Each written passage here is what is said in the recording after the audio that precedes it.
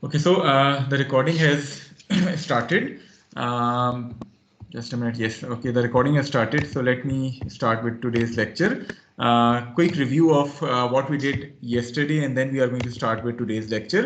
कल हमने जो है we talked about the equation of motion, and we wrote this equation of motion in terms of its normal and tangential coordinate system.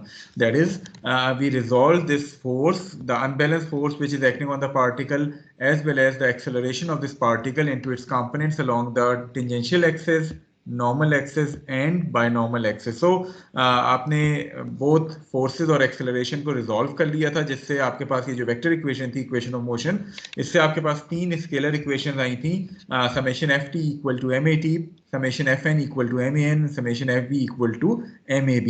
Since the particle is constrained to move within the anti-plane, so आपके पास summation fb जो है वो equal to 0 आ गया था. फिर हमने एक example भी सॉल्व की थी जिसमें हमने देखा था कि summation fb 0 का मतलब हरगिज ये नहीं है कि बायनॉर्मल डायरेक्शन में आपके पास कोई फोर्सेस एक्ट नहीं कर रही, रादर आपके पास कुछ फोर्सेस बायनॉर्मल डायरेक्शन में एक्ट कर रही होंगी, लेकिन वो तमाम फोर्सेस एक दूसरे को जो है वो बैलेंस कर रही होंगी.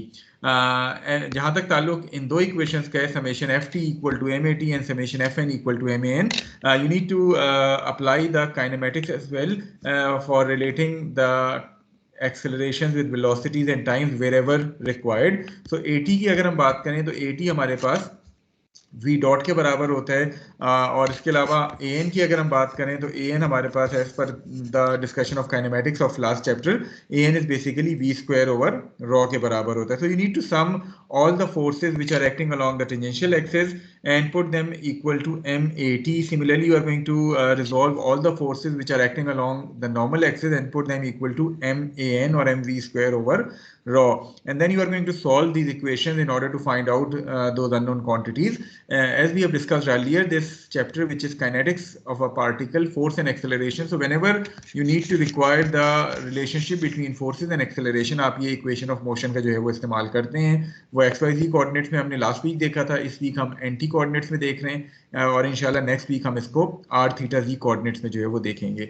इसके अलावा फिर हमने कल बात की थी एग्जांपल 13-7 की, जिसमें बाकी चीज़ें तो क्लियर थी सारी. फ्री बॉडी डायग्राम आपने किस तरह ड्रॉ करनी है, सिर्फ इसमें जो एक डिस्कशन पॉइंट था वो फ्रिक्शन के डायरेक्शन के हवाले से था, because we defined that the friction force always acts in a direction which is opposite to the relative motion between the two surfaces. Up till now, इससे पहले तक जितने हमने प्रॉब्लम सॉल्व किए थे, जनरली जिसमें फ्रिक्शंस इन्वॉल्व थी, उसमें ज़्यादातर प्रॉब्लम्स में, बल्कि ऑलमोस्ट सारी प्रॉब्लम्स में कहानी कुछ इस तरह की थी कि आपके पास एक फिक्स सरफेस था जिसके ऊपर एक पार्टिकल जो है वो मोशन कर रहा था. तो रिलेटिव मोशन उस केस में एज सच नहीं आ रहा था. आपके पास पार्टिकल था जो कि एक स्टेशनरी सरफेस में मूव कर रहा था, तो फ्रिक्शन जो है वो उस डायरेक्शन, उस मोशन के ऑपोजिट डायरेक्शन में एक्ट कर रही थी. लेकिन ये वाला प्रॉब्लम ऐसा आ गया था जिसमें आपके पास दोनों सरफेसेस मूव कर रहे थे, और उन्हें हमें इन दोनों सरफेसेस के दरमियान जो फ्रिक्शन है इस डिस्क के ऊपर, वो उसका डायरेक्शन जो है वो जज करना था. उसके लिए फिर हमने वो रिलेटिव मोशन वाली कहानी जो है वो इस्तेमाल की थी. कि हमने किया क्या था कि हमने देखा था कि दोनों पार्टिकल्स के दरमियान जो रिलेटिव मोशन है वो किस तरह का है, और अकॉर्डिंगली फिर हमने फोर्स ऑफ फ्रिक्शन का डायरेक्शन जो है वो जज करके उसको जो है वो करेक्ट डायरेक्शन में ड्रॉ कर दिया था. सो ये हमने कल के लेक्चर में एग्जांपल सॉल्व की थी.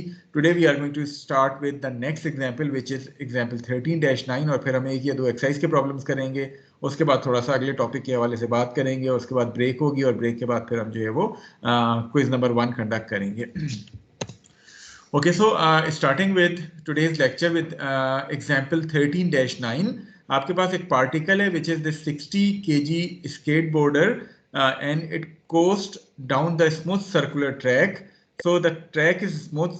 So अगर track smooth है, it means कि you are not going to include this force of friction in your analysis as far as this example is concerned.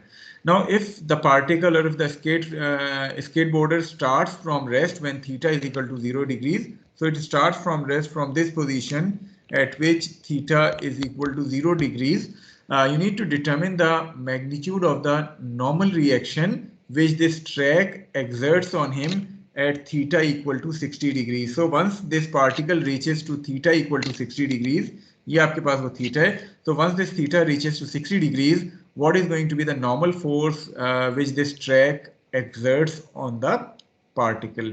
neglect its size for calculation. It means कि you are assuming it as a particle और आप अपनी analysis जो है वो as a particle लेके जो है वो perform कर रहे होंगे. Okay, first of all, starting with drawing the free body diagram of this particle. So this is going to be, if this is the position of the particle, आपके पास जो tangential axes आ रही हैं वो ये axes जाएंगी which are being defined tangent to the curve, and accordingly आपके पास जो normal axes आएंगी they are going to be perpendicular to the tangential axis towards the center. तो ये आपके पास normal axes आ जाएंगी. So t axis और normal axis, ये दो axes आपके पास यहाँ आ गई हैं. Do you require binomial axis in this problem? No, sir. क्योंकि आपका जो मोशन है वो सारा एंटी प्लेन में हो रहा है. The binomial axis is going to be perpendicular to this NT plane since there is no force acting along the binomial axis. So आपको समेशन एफ बी की जो है वो जरूरत नहीं है. The two equations which are going to be used here are summation F N and summation F T वाली equations जो है उनको हम इस्तेमाल करेंगे. ओके, सो ये हमारे पास दो एक्सिस हमने डिफाइन कर दिए हैं. Now coming to the forces which are acting on this particle. The first one is the weight of the particle which would be acting downwards. So हमने weight को जो है वो vertically downwards draw कर लिया. So this is going to be the weight of the particle which would be acting vertically downward. What should be the other force which is involved here?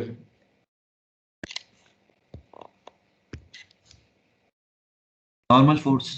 It is a normal force. किस axis के along वो act करेगी? N axis. So it is going to act along the n axis. So n axis के along हमने से ये normal force draw कर ली which is this normal force nc.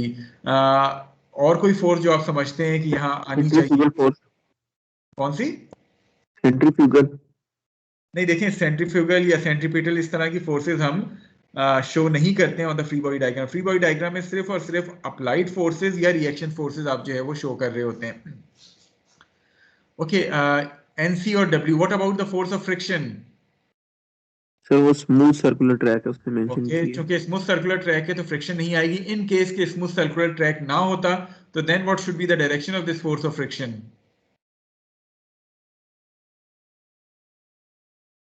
Towards the left. Towards the negative t axis. Yes, sir. Okay? So the force of friction in that case, if the track is not a smooth track, then the force of friction would be acting towards the negative t axis. But however, since it is given to us that this is a smooth circular track, so we are not going to include force of friction here. Okay, so these are the forces which are acting on this particle. So if that angle is theta, so this angle should also be equal to theta. ऐसे ही है, ये theta ही होगा. W जो t axis के साथ बना रहा है. Yes, sir. Okay, now how we are going to solve it? Anyone volunteer जो बता सके? सर ये जो नॉर्मल फोर्स है इसको रिजॉल्व करेंगे और उसके फिर y कंपोनेंट जो वेट के साथ इक्वल करेंगे तो उसे नॉर्मल कंपोनेंट मिल जाएगा. Basically what we are going to do is we are going to apply summation ft equal to m at. That is the equation of motion is being applied along the tangential axis. Now can anyone of you tell me what are the forces which are acting along the tangential axis in this free body diagram?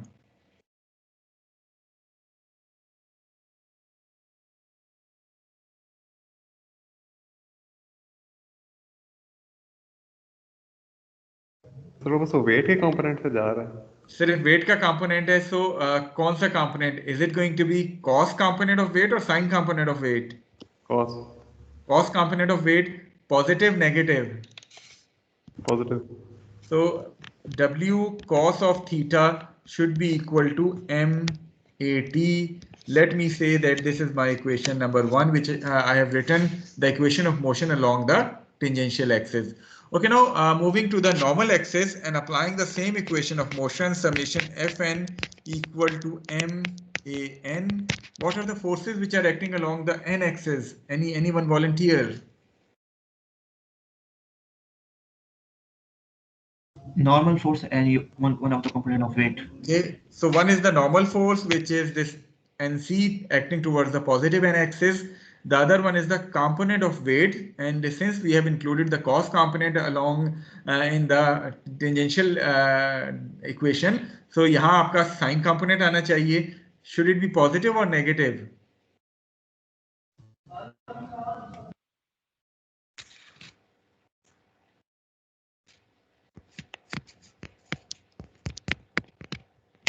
So it should be negative. NC minus W sine theta should be equal to mv square over rho. So मैं कहता हूँ ये मेरे पास equation number 2 आ गई है. So we have written the equation of motion along the normal and tangential direction, जिससे हमें ये दो equations मिल गई हैं. As far as the number of unknowns are concerned, थोड़ा सा इन equations को अगर गौर से देखें, इन equations में हमारे पास जो एक unknown है, it is this velocity which is unknown to us. The normal reaction force, it is again unknown to us. इसके अलावा this AT is also unknown to us. So we have three unknowns. Although AT की value मैं find करना चाहूँ तो find कर सकता हूँ by putting theta equal to 60 degrees in equation number 1. I can get the value of AT. Find कर सकता हूँ AT की वैल्यू. जी सर. चलिए सपोज मैं AT की वैल्यू फाइंड करता हूँ और AT की वैल्यू आ जाती है से x और यूनिट्स क्या है मीटर पर सेकंड स्क्वायर. कोई भी वैल्यू आ जाती है x मीटर पर सेकंड स्क्वायर. उसके बाद सोल्यूशन हमारा मजीद कैसे प्रोसीड करना चाहिए, बिकॉज इक्वेशन नंबर 1 से AT की वैल्यू मिल गई है, बट इक्वेशन नंबर 2 में NC और V दोनों इन्वॉल्व है और दोनों अननोन है. इट मींस के एक इक्वेशन में दो unknowns, we will be requiring at least one of these values from some other means so that we can find out the other one. Sir AT से V की value find कर लेंगे. कैसे? Sir देखेंगे अगर A की value constant आ रही है तो constant equation of acceleration use करेंगे. अच्छा एक सेकंड, यहाँ मैंने AT की वैल्यू फाइंड की by putting theta equal to 60 degrees. मुझे AT की वैल्यू मिल गई x मीटर पर सेकंड स्क्वायर से any value. So shall I assume that the AT is constant for this problem? Yes sir, constant. अच्छा चले मेरे तारिक आप ही जवाब दे रहे हैं ना ये? जी सर. चलें तारिक, अब मुझे आप एक सवाल का जवाब दें.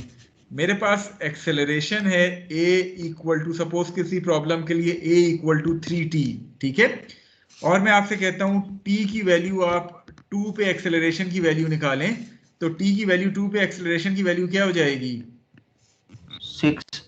6 मीटर पर सेकंड स्क्वायर हो जाएगी. तो क्या अब मैं ये 6 वैल्यू देख के ये कह सकता हूं कि एक्सेलरेशन कांस्टेंट है? नो सर, ये तो एक स्पेसिफिक पॉइंट पे एक्सेलरेशन हमें पता लगा. Basically acceleration was a function of time, ठीक है, 3t था ना, तो acceleration was a function of time. तो t के उस इंस्टेंट की वैल्यू डाली मैंने, तो एक्सेलरेशन की एक न्यूमेरिक वैल्यू मिल गई. सो अब अगर मैं इस प्रॉब्लम पे देखूं, मेरे पास AT की वैल्यू ऑल्दो x मीटर पर सेकंड स्क्वायर आ गई है, लेकिन ये इक्वेशन क्या कह रही है कि AT बेसिकली डिपेंड किस पे कर रहा है? It is a function of theta. It means that AT is changing eight each and every instant. जो थीटा चेंज होगा AT की वैल्यू भी जो है वो चेंज हो रही होगी. ऐसा ही है. सो AT is not a constant quantity, it is varying with respect to theta. So if AT is varying, how we are going to then relate AT with V? Sir भी थीटा के साथ kinematic equation होती है. देखें, theta के साथ change होने का मतलब क्या है कि t के साथ चेंज हो रहा है ना, हर इंस्टेंट पे टाइम चेंज हो रहा है, थीटा चेंज हो रहा है और अकॉर्डिंगली AT चेंज हो रहा है. थोड़ा सा काइनेमेटिक्स रिवाइज करें. अब अगर AT वेरिंग हो रहा है, वेरी कर रहा है with respect to theta and t, so what is going to be the relationship between AT and V now? A equal to dt divided by d theta. ये कौन सा रिलेशनशिप लेकर आए? थोड़ा सा दोबारा रिफ्रेश करें. मैं 30 सेकंड्स देता हूं तमाम स्टूडेंट्स को, थोड़ा सा सोच लें. चैप्टर नंबर 12 की मैं बार बार कह रहा हूं, काइनेमेटिक्स को भूलना नहीं है, बिकॉज काइनेमेटिक्स आपकी हर प्रॉब्लम में किसी ना किसी फॉर्म में इस्तेमाल होनी है. How you are going to relate AT, theta and V?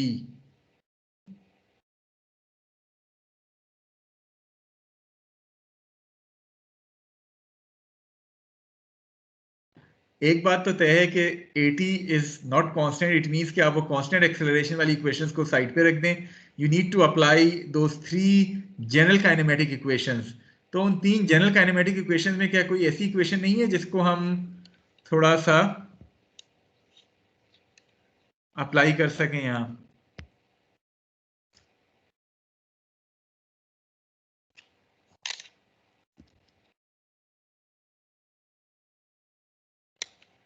Ji anyone volunteer?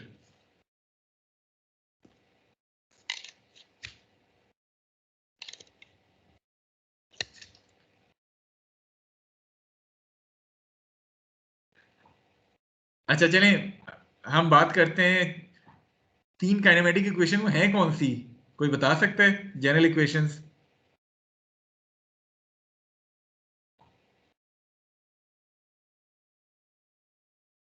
तो जो v is equal to u plus at ये वाली जो होती है। नहीं, ये तो कांस्टेंट एक्सेलरेशन वाली है अच्छा ना। ये तो कांस्टेंट वाली है, हाँ। कांस्टेंट के अलावा जो 3 जनरल इक्वेशंस थी काइनेमेटिक्स की, जो बिल्कुल पहले चैप्टर में start of the first topic. V is equal to S divided by d theta yes, ds by dt, और इस dt. तरह a is dv by dt। What about the third equation? अच्छा A ads जो vdv वो वाली थी। जी a ds equal to v। तो क्या ये रिलेशनशिप हम इस्तेमाल नहीं कर सकते यहाँ for relating at, v and theta? Can't we use this relationship? Because from equation number 1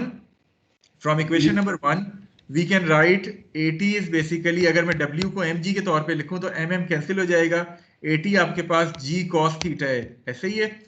So putting the value of at to be equal to g cos of theta equal to v dv, लेकिन ये cos theta आया हुआ है और हम ds कर रहे हैं, तो क्या is there any relationship between ds and d theta?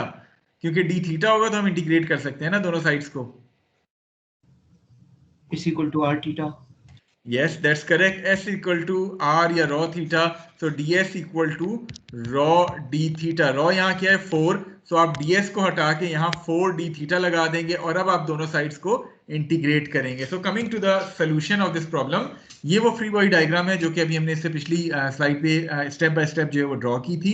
Writing the equation summation F N equal to M A N, we are going to get this relationship जो कि हमने पिछली स्लाइड पे लिखा था, N C minus W sine theta equal to M V square over raw.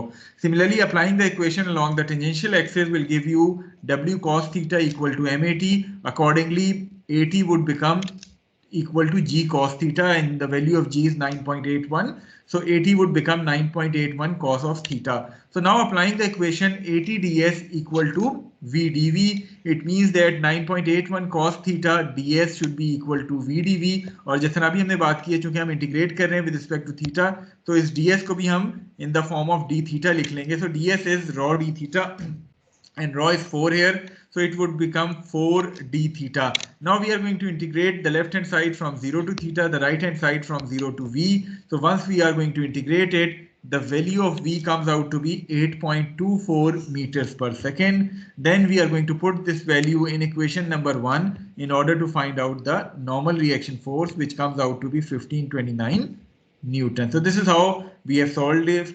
यहाँ एक चीज जो आप गलत कर सकते हैं वो ये कि जब आप 80 की वैल्यू थीटा 60 पुट करें तो 80 की जाहिर है उस इंस्टेंट पे थीटा 60 पे कोई वैल्यू कांस्टेंट आ जाएगी।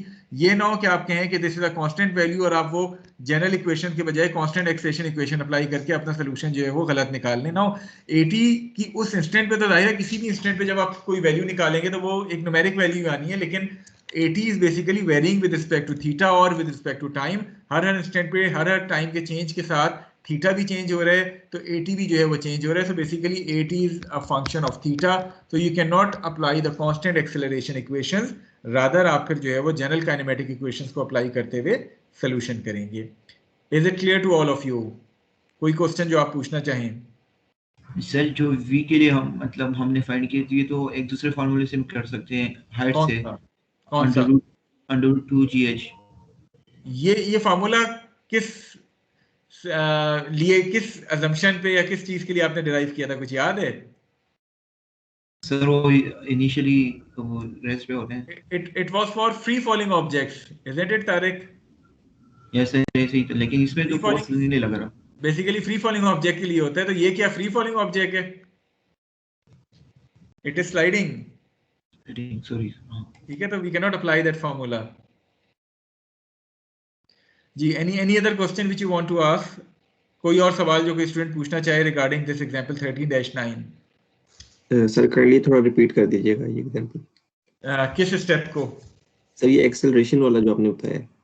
देखिए एक्सेलरेशन, अगर मैं let me clear the screen, acceleration इसमें आपको जो है वो जहां तक ताल्लुक AT का है, हमने जब काइनेमेटिक्स पढ़ी थी तो we studied that since at each and every instant the tangential component and velocity are acting towards the same axis which is the tangential axis. So आप जितने भी straight line motion rectilinear kinematics के फॉर्मूले हैं they are equally applicable on a particle जिसकी आप NT coordinate system analysis कर रहे हैं along the T axis only. So T axis के अलोंग आप वो स्ट्रेट लाइन मोशन के फॉर्मूले जो है वो अप्लाई कर सकते हैं। अब वो स्ट्रेट लाइन मोशन के आपने 6 फॉर्मूले देखे थे, 6 इक्वेशंस देखी थी at the very start of this chapter. 3 of them were the general kinematic equations which were of the form v equal to ds by dt, a equal to dv by dt and a ds equal to v dv। इसके अलावा फिर इन्हीं 3 general equations को आपने कुछ specific boundary conditions में integrate करके 3 constant acceleration equations जो है वो निकाली थी। And depending upon the problem statement आप इन 6 में से कोई सी भी 3 इक्वेशंस को इस्तेमाल कर सकते हैं कि क्या ये जनरल इक्वेशंस इस्तेमाल करनी है या कांस्टेंट एक्सेलरेशन इक्वेशन।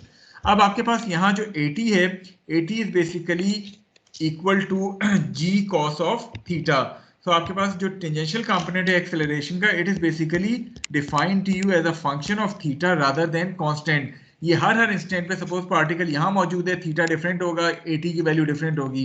पार्टिकल यहाँ मौजूद है, थीटा डिफरेंट होगा, AT की वैल्यू डिफरेंट होगी। So basically AT is changing at each and every instant with respect to this theta. So you cannot apply the constant acceleration equations.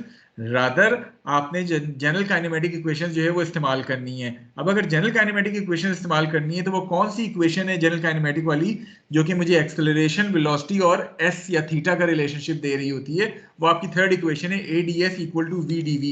So you have applied ADS equal to VdV and since you are applying it along the tangential axis तो आपका ये ATDS equal to VdV बन जाता है। AT की value आपको पता है which is g cos of theta है। Since you will be integrating the left hand side with respect to theta, so आपने ds को भी कन्वर्ट करना है in terms of d theta। तो वो आपने कैसे कन्वर्ट किया? आपके पास रिलेशनशिप होता है s equal to r या rho theta। तो यहाँ से आपको ds जो है वो rho d theta के बराबर मिल जाएगा। सो आपने ds को रिप्लेस कर लिया है with rho d theta which is 4d theta। अब सिंपली आपने इंटीग्रेट कर दिए with respect to theta. Is it clear? जी sir, yes sir, thank you. Okay, now moving to the next problem, which is very much similar to the one which we have solved अभी जो हमने solve किया है, सिवाय कुछ चीज़ें जो कि इसमें डिफरेंट हैं। आपके पास एक पेंडुलम है जिसमें जो ये बॉल है, it has a mass of 30 kg and this ball was already traveling with a speed of 4 meters per second when it is at its lowest position. So when the pendulum is at its lowest position, this ball is traveling towards the right with a speed of 4 meters per second. At this instant, we can say that we have theta is basically equal to 0 degrees. We need to determine the tension in the cord and the rate at which the ball speed is decreasing. ये क्या चीज है? Rate at which ball speed is decreasing, क्या कहते हैं इसको? Acceleration. Acceleration, deceleration. कोई component या total? Sir, tangential component. It is basically the tangential component of acceleration because as we have discussed earlier as well, the tangential component of acceleration represents the increase or decrease in the magnitude of velocity. So the rate at which the ball speed is decreasing basically represents the tangential component of acceleration. So we need to determine the tangential component as well as the tension in the cord at theta equal to 20 degrees. Neglect the size of the ball. It means that we are going to take it as a particle. Okay, so first of all, drawing the free body diagram of this ball. So this is going to be the tangential axis and this is going to be the normal axis. ये आपके पास वो दो axis आ गई हैं, t axis और n axis, जो जिसके थ्रू हम एनालिसिस करेंगे। अगेन आपके पास जो बायनॉर्मल एक्सिस हैं वो यहाँ इस प्रॉब्लम में इन्वॉल्व नहीं है। उसके बाद coming to the forces which are acting on this ball, one is the weight of this ball which would be acting vertically downward. इसके अलावा और कौन सी फोर्स आनी चाहिए?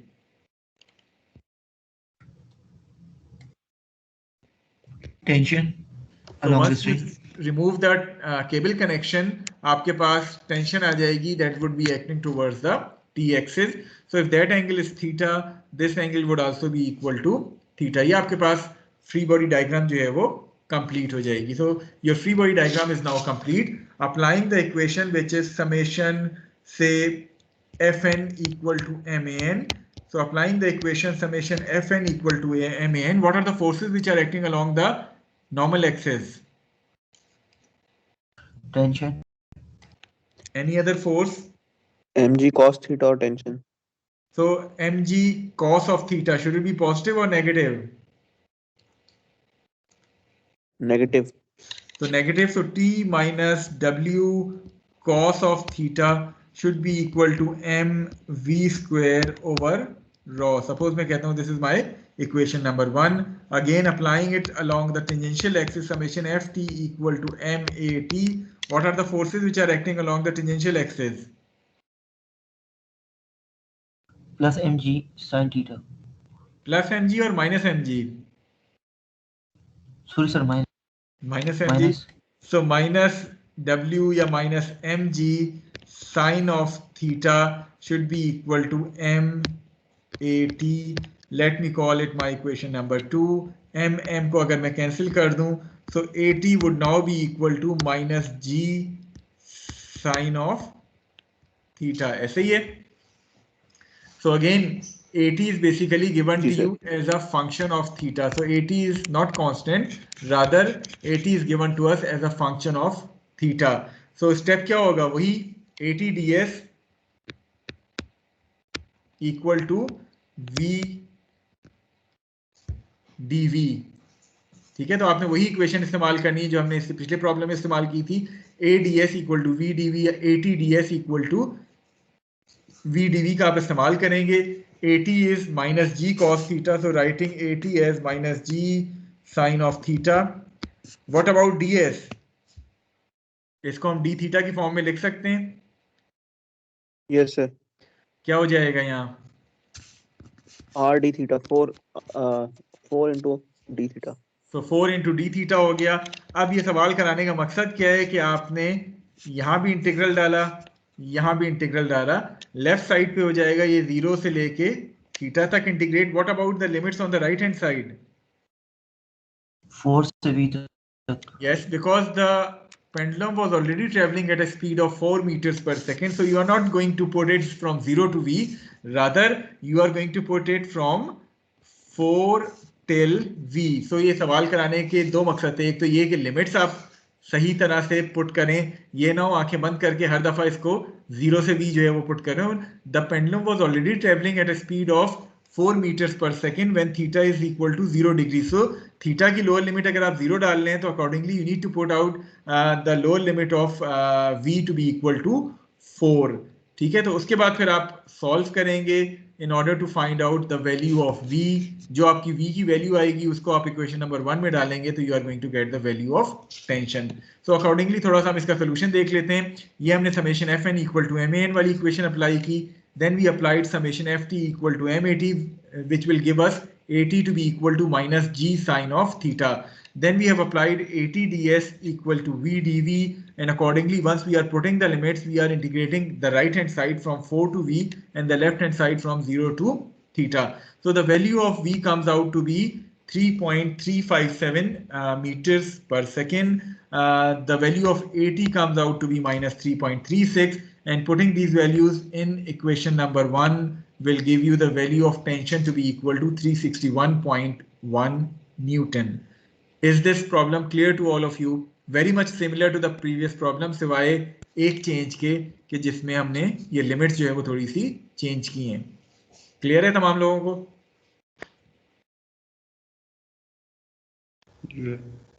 Okay, now if I ask you one more question. मैं आपसे कहता हूं कि you need to determine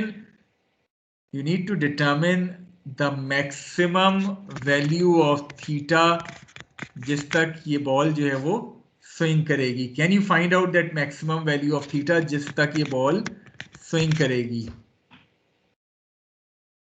And how you are going to determine it? Sir v से 0 तक क्या? That's true, because we know that once this ball reaches to its extreme right or extreme left position, momentarily for that position, the value of velocity is going to be equal to 0. So putting the value of v to be equal to 0 in this equation will basically give you the maximum value of theta. So आप बजाय theta की value 20 डालने के आप v की value 0 डाल दें तो अकॉर्डिंगली आपको थीटा की वैल्यू जो है वो मैक्सिमम मिल जाएगी जिस तक ये बॉल स्विंग होगी before coming back towards the left again. So is this point clear to all of you? So exam point of view से हो सकता है मैं आपको ये ना पूछूं, मैं आपसे ये पूछ लूं कि मैक्सिमम स्विंग किस पोजीशन तक होगी वो डिटरमिन करें, वो थीटा डिटरमिन करें. तो आई होप कि वो थीटा आप फाइंड कर सकते हैं. कोई प्रॉब्लम तो नहीं है किसी को? Yes, sir.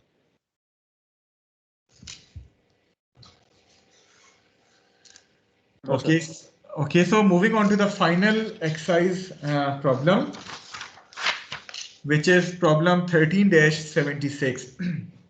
Okay, now in this case you have a particle which is this toboggan and a rider, and they have a total mass of 90 kg and they are traveling down along the smooth slope defined by the equation y equal to 0.08 x square. So now here y as a function of x is given to you as 0.08 x square at the instant when x equal to 10 meters. So once this x is equal to 10 meters, this particle is traveling with a speed of 5 meters per second. So here v is known to you that when x equal to 10, the particle is traveling down the smooth incline with a speed of 5 meters per second.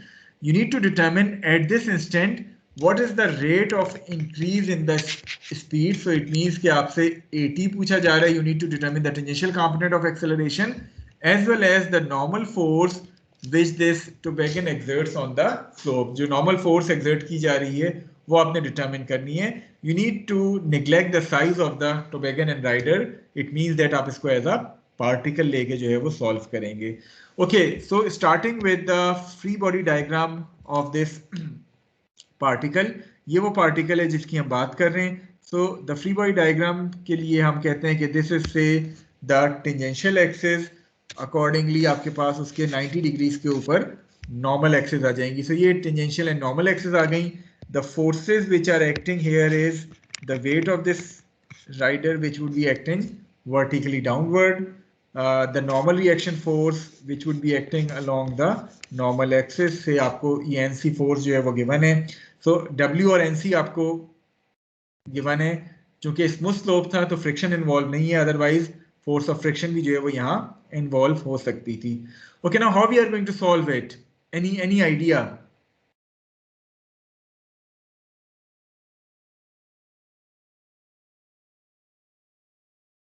है तो वही FN और FT, delta FN delta FT करके. बिल्कुल ठीक है, लेकिन वो समेशन FN और समेशन FT लिखने के लिए you have to know the value of theta, isn't it? जब भी आप रिजॉल्व कर सकते हैं ना. चाहिए तो थीटा की वैल्यू निकाल सकते हैं ना. कैसे? यही तो मैं पूछ रहा हूँ. सर 10 उसने हमें वैल्यू दी हुई है, क्या नाम है, x की, y ठीक है. कंपोनेंट की हम इक्वेशन से निकाल लेंगे और x और y की अगर पता हो तो वो 10 वाले फॉर्मूला से निकल आएगा. tan inverse of y over x. tan inverse of y over x. tan theta is dy by dx. y over, देखिए आप ट्राइंगल की बात करें, ट्राइंगल नहीं है, इट इज अ स्लोप. नहीं सर, हम जब उस स्पेसिफिक उसी पॉइंट के लिए थीटा निकालना चाह रहे हैं ना. अच्छा हाँ ठीक है. ठीक यस है, सर, समझ गया. समझ गए. अब थोड़ा सा सोचिए सवाल कराने का मकसद क्या है, वरना तो बहुत आसान हो जाता है इसको. थीटा स्लोप ऑफ इक्वेशन से मालूम कर लेंगे. हाँ, तो स्लोप क्या होती है? dy by dx होती है. ऐसे ही है ना? यस सर, लेकिन सर अच्छा, ड्रॉ को यूज करते हैं. लेकिन इसमें एक और मसला भी है. Do you know the value of radius of curvature rho? Because unless and until rho is known to you, जब आप MAN या MV square over rho लगाएंगे आपको rho की भी जरूरत तो पड़ेगी. So can you find out this rho at the instant when x equal to 10? Is there any formula जो कि हम rho को फाइंड करने के लिए यूज कर सकें?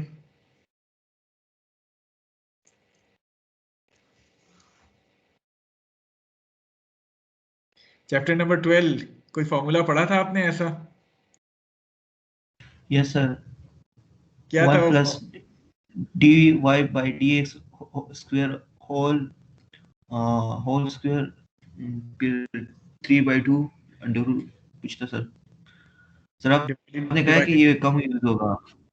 देखिए मैंने कहा था कम यूज होगा, लेकिन ये तो नहीं कहा था कि बिल्कुल यूज नहीं होगा।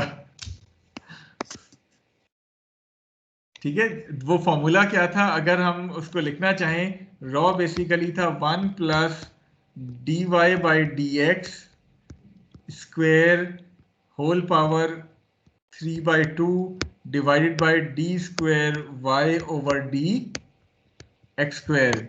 याद आया फॉर्मूला? स्लाइड में लिखा हुआ था। स्लाइड में लिखा हुआ था। तो basically we are going to use that formula in order to find out the value of rho, and then we are going to use tan theta equal to slope, which is dy by dx, in order to find out the value of theta. So coming to the solution, y is given to you as 0.08 x square. So accordingly dy by dx would become 0.16 x. When x is equal to 10, this dy by dx would be equal to 1.6.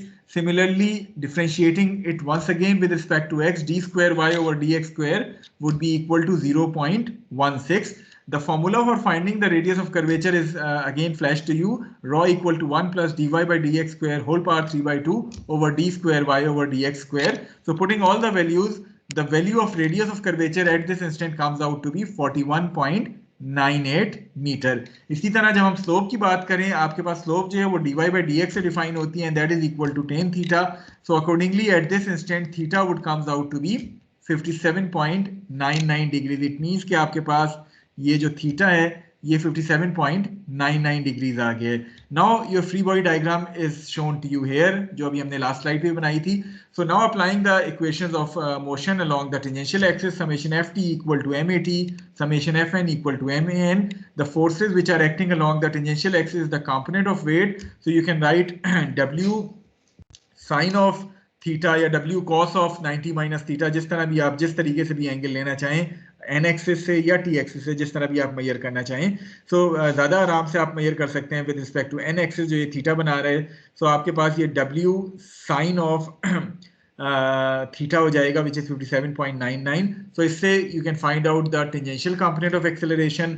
So applying it along the normal axis, the forces which are acting along the normal axis is nc minus w cos of theta should be equal to mv square over rho. So accordingly आपके पास जो है वो n की value आ जाएगी।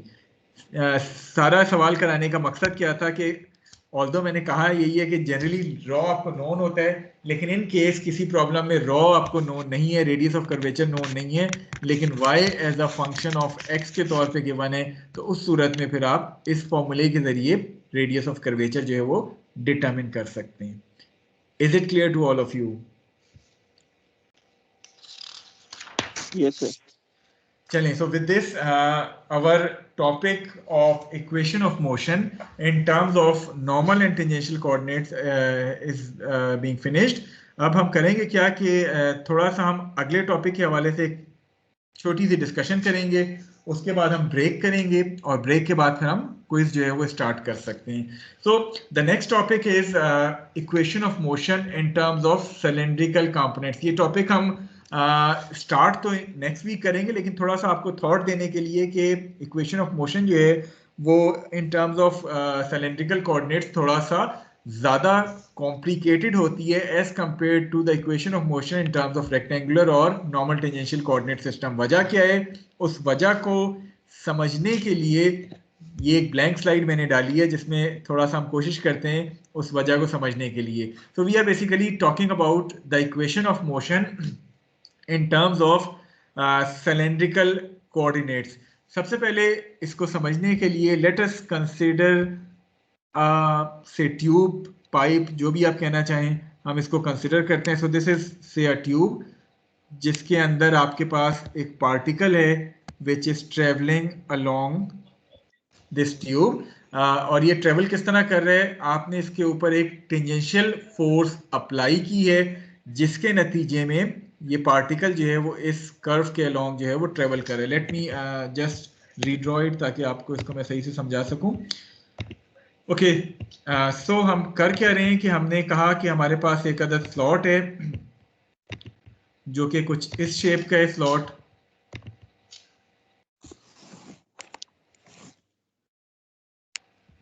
and we have a particle which is present in this slot. It is moving in this slot. किस तरह move कर रहे हैं? We are applying a tangential force on this particle, and as a result of this tangential force, this particle is moving within the slot. Now, as per our discussion of kinematics, हम r और theta coordinates अगर इसमें define करना चाहें तो कुछ याद है हम r और थीटा कोऑर्डिनेट्स किस तरह डिफाइन करते थे? How do we define the r coordinate? Anyone volunteer?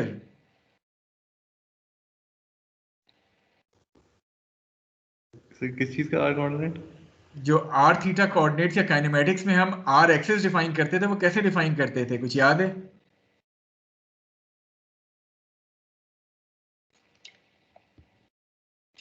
Chapter number 12 में r को सर फ्रॉम सेंटर लेते थे। हम बेसिकली किसी भी फिक्स पॉइंट से, फिक्स्ड ओरिजिन से इस पार्टिकल तक एक एक्सिस डिफाइन करते थे, वो हमारा r कोऑर्डिनेट हो जाता था और फिर उसी एक्सिस को हम एक्सटेंड करते थे तो हमें r एक्सिस मिल जाती थी। ऐसे ही है? Yes sir. Okay, how in that case हमें थीटा एक्सिस कैसे मिलती थी? Perpendicular at a specific point. Perpendicular to the r axis at the point of interest. So आपके पास ये परपेंडिकुलर एक्सिस आ गई which is the theta axis. ठीक है, सो आपके पास एक पार्टिकल है which is travelling in a curve path या स्लॉट या पाइप जो भी है, और आप इस पार्टिकल को मोशन कैसे दे रहे हैं? आप इस पार्टिकल को एक अदद अप्लाइड फोर्स जो है वो इस पे अप्लाई करें, टेंजेंशियल अप्लाइड फोर्स। तो अगर मैं आपसे कहूं कि ये आपके पास t एक्सिस हैं, so you are basically applying a tangential force on this particle जो कि इसको मूव करा रही है। इस फोर्स को सपोज मैं नाम देता हूँ फोर्स F का, जिसकी अप्लाई आप कर रहे हैं टेंजेंशियल एक्सिस के अलॉन्ग, और ये फोर्स जो है ये इस पार्टिकल को एक्सेलरेटेड मोशन दे रही है विद इन दिस पाइप। अब मैं अगर आपसे कहूं कि जरा इस पार्टिकल की फ्री बॉडी डायग्राम बनाएं, ठीक है, फ्री बॉडी डायग्राम बनाने के लिए इस पार्टिकल का कोई ना कोई वेट होगा। वेट किस डायरेक्शन में एक्ट करेगा? डाउनवर्ड। वर्टिकली डाउनवर्ड एक्ट करेगा। सो चले मैं वेट को बना देता हूं which is this weight W acting vertically downward. और कौन कौन सी चीजों को आप इसकी फ्री बॉडी डायग्राम में शामिल करेंगे? अगर रोप से बांधा हुआ है तो टेंशन। रोप से नहीं बांधा हुआ, ये तो बेसिकली Normal reaction. पाइप में मूव कर रही है। Normal force. नॉर्मल फोर्स क्यों आएगी? जब आप पाइप रिमूव करेंगे, पाइप और ट्यूब के पार्टिकल अंदर। का कनेक्शन, ऐसे ही है। Yes. तो वो नॉर्मल फोर्स किस डायरेक्शन में आनी Yes, sir. चाहिए?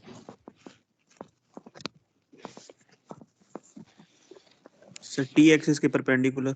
तो t एक्सिस के परपेंडिकुलर मैंने ये n एक्सिस डिफाइन की। इट मींस कि मेरे पास जो नॉर्मल फोर्स है वो n एक्सिस के अलोंग आनी चाहिए। ऐसे ही है? Yes sir. ठीक है, अब जरा गौर से इस फिगर को देखें, कोई और फोर्स रह तो नहीं गई?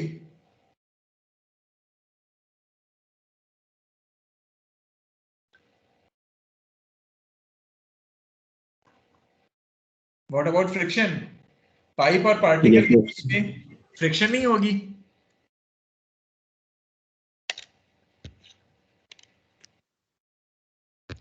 Yes sir. स्मूथ पार्टिकल या पाइप नहीं है, इट मींस के फ्रिक्शन फोर्स भी होगी। So what should be the direction of that friction force? Sir positive t axis. Are you sure? Positive और नेगेटिव? नहीं t एक्सिस पे नहीं है। होगी वो t एक्सिस के अलोंग ही, but it should be acting along the negative t axis. Opposite to the motion होती है ना, रिलेटिव मोशन। अब यहाँ पाइप स्टेशनरी है, पार्टिकल उस डायरेक्शन में मूव कर रहा है, तो it is going to be opposite to the motion which is going to be towards the negative t axis. Sir particle नीचे आ रहा है ना? देखो फोर्स पार्टिकल पे कहाँ अप्लाई कर रहे हैं तो वो नीचे आएगा। अच्छा वो ठीक है। we are Yes, sir. applying a force F along the t axis, तो वो उसको ऊपर खींच रही है, तो वो नीचे क्यों Yes, sir. आएगा पार्टिकल? सर मैं वेट की वजह से समझा था, मैंने कहा फ्री फॉल टाइप है। नहीं फ्री फॉल नहीं है। Okay, so is the free body diagram complete now?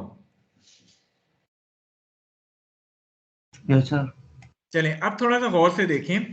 आपके पास एक अदद फोर्स है जिसको हमने वेट कहा है, and this weight is acting towards the negative y axis. ऐसे ही है, इसके अलावा आपके पास कुछ फोर्सेस हैं, मसलन ये अप्लाइड फोर्स है, it is acting towards the tangential axis, friction force acting along the negative T axis, normal reaction force acting along the an axis. आपके पास फोर्सेस एक्स वाई प्लेन में एक्ट कर रही हैं, आपके पास फोर्सेस एंटी प्लेन यानी anti axis के along act कर रही हैं।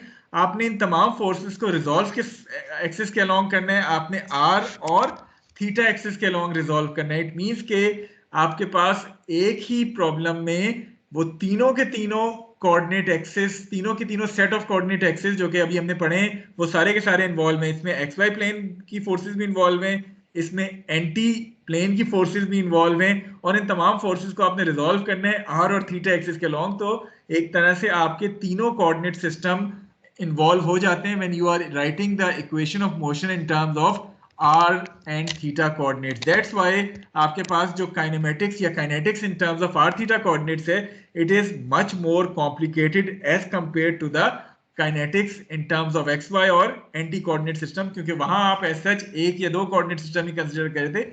यहाँ तीनों coordinate system की understanding आपको चाहिए, आपने forces को resolve करना है r theta के along। अब मुझे एक और बात बताएं, ये जो applied force F है या जो friction force FF है या normal force N है, इनको आप r और थीटा एक्सिस के अलोंग कैसे रिजॉल्व कर सकते हैं?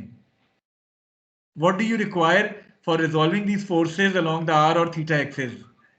थीटा आपको एंगल चाहिए कि ये f जो है वो r एक्सिस से कितना एंगल बना रही है, या t एक्सिस और r एक्सिस के दरमियान एंगल कितना है, जब ही आप f, ff और nc को रिजॉल्व कर सकते हैं। ऐसे ही है? Yes sir. अच्छा, दूसरी एक और बात बताएं, इस W को भी तो आपने रिजॉल्व करना है अलोंग द R और थीटा एक्सिस। अब W को कैसे रिजॉल्व करेंगे? आपको W का भी एंगल चाहिए R या थीटा से। Yes sir. वो एंगल क्या होगा, कुछ अंदाजा है?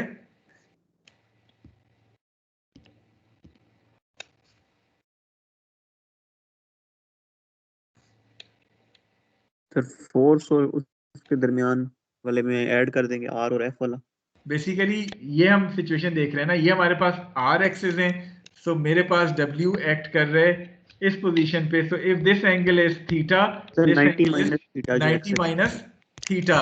सो W डिपेंड कर रहे हैं वैल्यू ऑफ थीटा पे, इसके अलावा F, FF और NC डिपेंड कर रहे हैं वैल्यू ऑफ साई के ऊपर, जिसको मैं डिफाइन करता हूँ, it is the angle between the tangential axis and R axis. तो मुझे बहुत ज्यादा ट्रिग्नोमेट्री का इस्तेमाल करके ये एंगल वगैरह डिटरमिन करने होंगे, तभी मैं इक्वेशन ऑफ मोशन को r थीटा कोऑर्डिनेट सिस्टम में सही तरीके से लिख सकता हूं। यही वजह है कि writing this equation of motion in terms of r theta coordinate system is slightly more complicated than the previous two topics.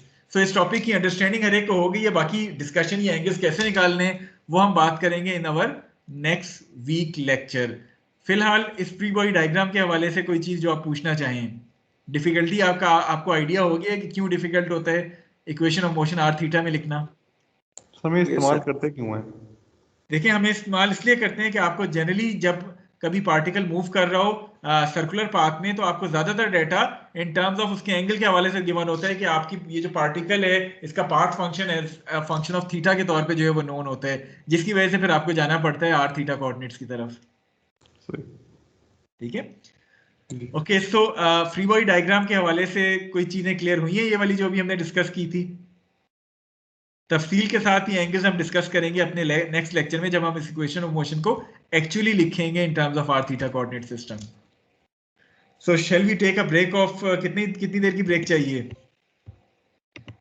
20 minute sir. नहीं, बहुत ज्यादा हो जाएगी, हमें सेफ मार्जिन रखना है। ऐसा करते हैं कि 9:40 हुआ है अभी मेरे पास, we are going to join back at 9:53। 13 minute की ब्रेक कर लें, एग्जैक्टली 9:55 पे हम स्टार्ट कर देंगे अपना क्विज। ठीक है, तो 2 मिनट हम रखते हैं कि हम गैदर होंगे, फिर लिंक शेयर होगा और 9:55 पे हम स्टार्ट कर देंगे। ठीक है, तो we are going to take a break of 13 minutes and we are going to be back at 9:43 a.m. Is it clear to all of you? So let me stop the recording. Yes sir. और उसके बाद मैं